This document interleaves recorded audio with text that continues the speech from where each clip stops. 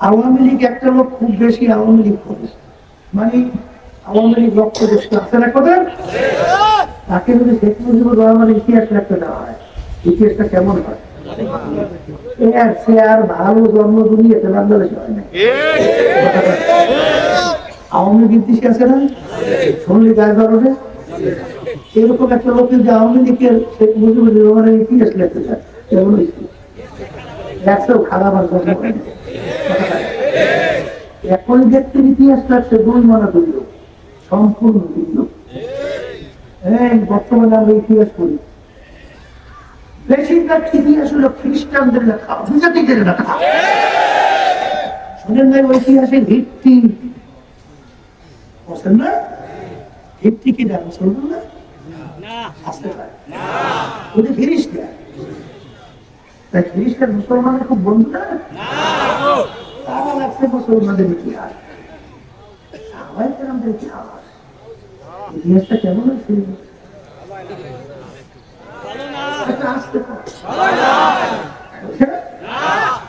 এক পর্যায়ে কপাল পোড়া ওই খ্রিস্টানদের ইতিহাস নিয়ে সাহাবায়ে কেরামের সমালোচনা কপাল পোড়া। সাহাবায়ে কেরামের ইতিহাস হাদিসে নেই, সেটা বলতে পারবে খ্রিস্টানদের ইতিহাস ভালো লাগে, হ্যাঁ ব্যাপার সাহাবায়ে কেরামের সমালোচনা মুসলমান সাহাবায়ে কেরাম আমাদের মুরব্বী না, আসতে পারে সাহাবায়ে কেরামের সমালোচনা করে ইসলামের উপকার, দলের উপকার, তোমার ব্যক্তির উপকার, হ্যাঁ আশ্চর্য কথা। আওয়ামী লীগের কোনো নেতাই যদি অন্যায় করে ধরে নেয়, সাহাবায়ে কেরাম আল্লাহ মাফ করুক যখন ভুল করছে অন্যায় করে, আওয়ামী লীগ করেন না লোক, তার নেতা যদি কোনো অন্যায় করে, আওয়ামী লীগের লোকের কাজ কি মাইক নিয়ে প্রচার করা? হ্যাঁ কি করবে? আসলে বিএনপি করে, তাদের দলীয় নেতা যদি অন্যায় করে, তাদের দায়িত্ব কি মাইক দিয়ে প্রকাশ করে ঢাকা? হ্যাঁ মুসলমান সাহাবায়ে কেরাম আমাদের মুরব্বী, ধরিয়ে নেওয়া নাউজুবিল্লাহ, তারা ভুল করছে, অন্যায় করছে, আমাদের মুসলমানদের দায়িত্ব কি? প্রচার করে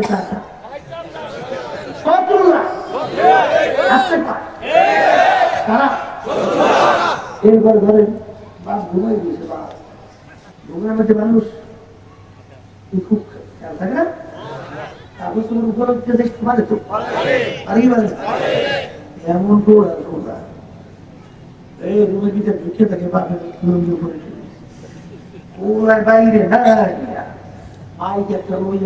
কোথায় আসেন আসে একটু খুব জ্ঞানী না, সবচেয়ে বড় আবু আল্লাহ ছেলে কি করে তাতে দেখে সাহাবায়ে কেরামদের সাহাবায়ে কেরাম ভুল করছে, আমার মুসলমানদের দায়িত্বে মাইকে প্রকাশ করে দেখে রাখা, প্রকাশ করে দেয় এরপর আমার বাচ্চাদেরকে বলি, আচ্ছা যদি সাহাবায়ে কেরাম ভুল করছে, অন্যায় করছে, আল্লাহ রাব্বুল আলামিন যদি মাফ করিয়ে দেয়, তোমার আমার করার কি? হ্যাঁ তাহলে আল্লাহ রাব্বুল আলামিন সাহাবায়ে কেরামদের ব্যাপারে কি বলছেন? রাদিয়াল্লাহু আনহুম ওয়া রাদু আনহু। সাহাবা না সব? আল্লাহ রাব্বুল আলামিন যাদেরকে মাফ করিয়া ছাড় দিলে ঘোষণা করছে, তুমি আল্লাহর চেয়েও বেশি দরদ দিয়ে গেছে, কপাল ভরা করতেছে, খুব সতর্ক অবস্থায় পাবা নাই। প্রত্যেকটা সাহাবা তার নজর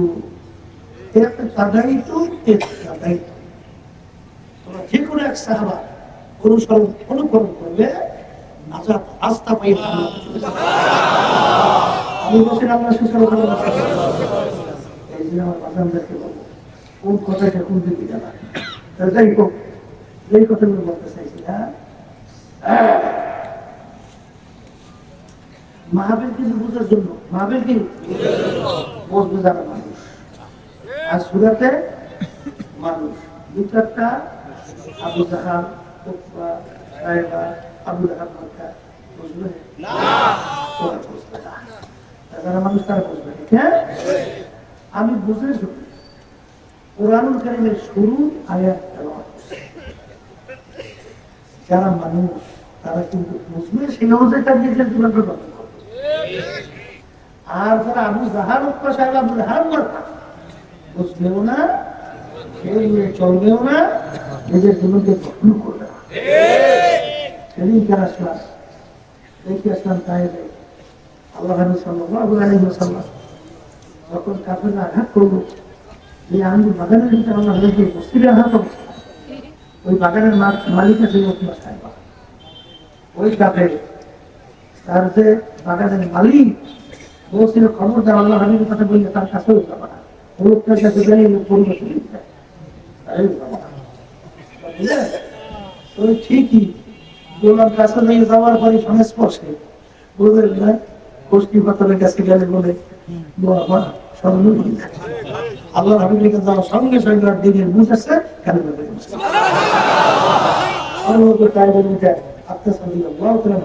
তার নামে কিন্তু একটা মসজিদ করছে, সে মসজিদে সেদিন দেখতে পারছে।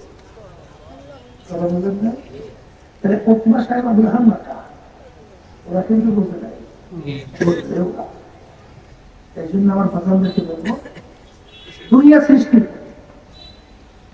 আজ পর্যন্ত ইতিহাস পাওয়া যাবে না যে কোনো লেখক, কোনো দার্শনিক, কোনো বৈজ্ঞানিক, কোনো পাণ্ডিত চ্যালেঞ্জ করে বলতে পারছে আমার লেখায় কোনো ভুল নাই, দর্শনে কোনো ভুল নাই, আবিষ্কারে কোনো ভুল নাই, বলতে পারছে একটাই ইতিহাস দুনিয়া সৃষ্টির পরে কোরআনুল কারীম।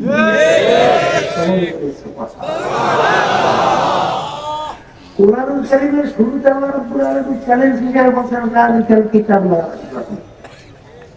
এই যে কিতাব দেখে এর ভিতরে কোনো ভুল সন্দেহ, এই চিন্তা করবে কারা? আপনার পাশে মানে ওই গোয়াল করে গরু করেন, গরু এই চিন্তা করবে কারা? মানুষ। মানুষ সেইগুলো করবে যে দুনিয়া সৃষ্টি এরকম চ্যালেঞ্জ কেউ কোনো লেখক, কোন দার্শনিক, বৈজ্ঞানিক, কোন পাণ্ডিত দিতে পারে না। একমাত্র একটাই কিতাব যার শুরুতে লেখা আছে কোনো ভুল নাই, কিতাবটা নাযিল হলো যেই যুগের মধ্যে, যুগ থেকে বলা হয়তো অন্ধকার যুগ, অসভ্যের যুগ,